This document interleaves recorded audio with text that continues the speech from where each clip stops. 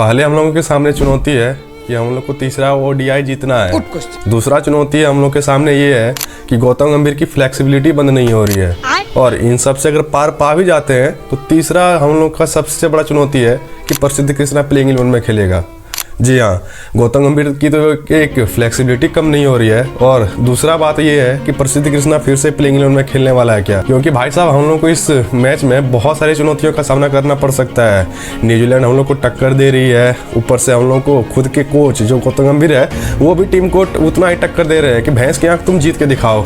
इतनी फ्लेक्सिबिलिटी कर दी है। रविंद्र जडेजा का पता नहीं कि वो ओडीआई सीरीज खेल ही क्यों रहा है, उसका एक स्टैट्स आपको बाद में बताएंगे।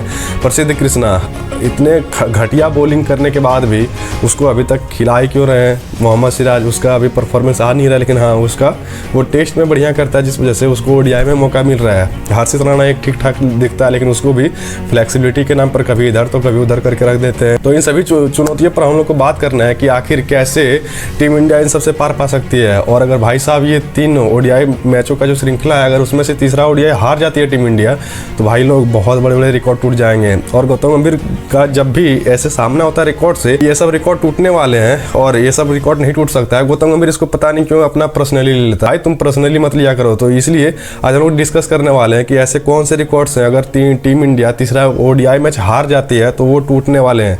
हम लोग तो यही दुआ करेंगे कि भाई टीम इंडिया कभी नहीं हारे और हमेशा जीतती जाए, लेकिन ऐसे फ्लेक्सिबिलिटी हो रही है ना, और ऐसी टीम कॉम्बिनेशन के साथ टीम इंडिया उतर रही है कि इसका कुछ भी नहीं हो सकता है।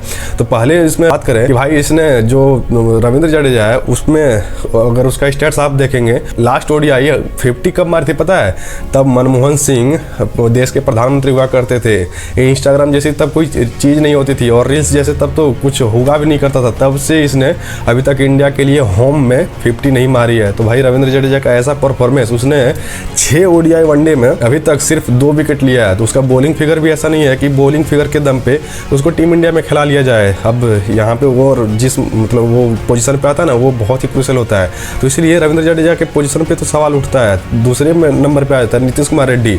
अब भाई नीतीश कुमार रेड्डी को इसने दूसरे वनडे में मात्र 2 ओवर कराया था। तो मेरा सीधा साधा ये कहना है कि भाई अगर तुमको नीतीश कुमार रेड्डी को सिर्फ बैटिंग के दम पे खिलाना है, तो वो तो हार्दिक पांड्या भी अपने मतलब बैटिंग के तौर पे टीम इंडिया में किसी भी फॉर्मेट में जगह बना सकते हैं। अगर उसको बॉलिंग से मनाही कर रही है बीसीसीआई, तो भाई सिर्फ बैटिंग के दम पे खिला लो, और वो बैटिंग के दम पे अपने दम पे वो मैच निकाल सकता है। नीतीश कुमार रेड्डी का भी अच्छा से यूज नहीं हो रहा है।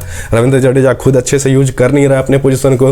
तीसरे नंबर पे आया था प्रसिद्ध कृष्णा। अब प्रसिद्ध कृष्णा का भी साफ साफ है, भाई तुम मुझे मजबूरी में खिला रहे हो, मैं तुम्हें मजबूरी में अपना परफॉर्मेंस करके दूंगा। भाड़ में जाओ टीम मतलब कैसे करती है कैसे नहीं करती है।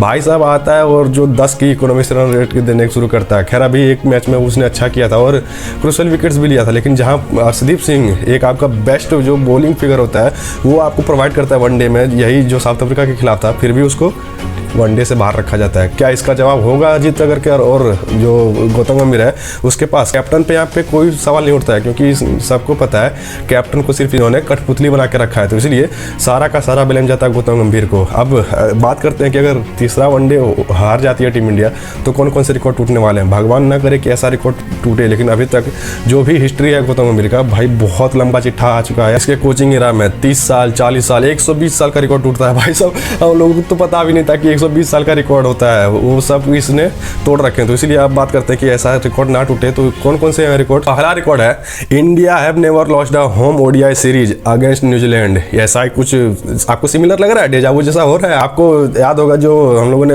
न्यूजीलैंड के खिलाफ टेस्ट सीरीज जो हारी थी, उसमें भी कुछ ऐसा ही था। हम लोगों ने न्यूजीलैंड से कभी भी मैच नहीं हारे थे होम में। उसके बाद India have never lost an ODI in Indore. भाई साहब ये भी गौतम गंभीर सीरियसली ले सकता है, इंदौर में भी कभी टीम इंडिया नहीं हारी है।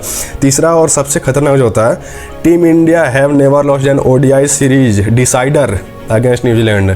अब सब यहाँ पे जो भी दाव पेच लगा है सब तीसरे ओडीआई के लिए ही लगा है। इंदौर में टीम इंडिया कभी नहीं आ रही है न्यूजीलैंड के खिलाफ, और जो ये है टीम इंडिया कभी भी डिसाइडर मैच नहीं आ रही है न्यूजीलैंड के खिलाफ। अब देखते हैं कि गौतम गंभीर ये सब क्या करता है, और भाई बहुत ही मतलब इसका अभी खराब चल रहा है। देखते हैं मतलब ये साफ साफ लग रहा है विराट कोहली, रोहित शर्मा और शुभमन गिल अगर अच्छे से स्टार्ट नहीं दे पाते हैं तो हम लोग को मिडिल ऑर्डर में सिर्फ एक केएल राहुल बच जाता है, क्योंकि हार्दिक पांड्या तो अभी है नहीं, और बुमराह उस तरह बॉलिंग में हम लोग को बहुत ज़्यादा याद आता है। तो इसीलिए अगर कुछ ऊंच नीच हो जाता है तो भाई बहुत ही बुरा लगेगा। भगवान करे कि टीम इंडिया आराम से ये मैच जीत जाए और भाई कलेश खत्म हो, नहीं तो बहुत बुरा लगने वाला है यार। और T20 जस्ट नज़दीक है, तो वो प्रेशर गौतम गंभीर लेके वहाँ जाएगा और कुछ ना कुछ उलझुल हरकत जरूर करेगा।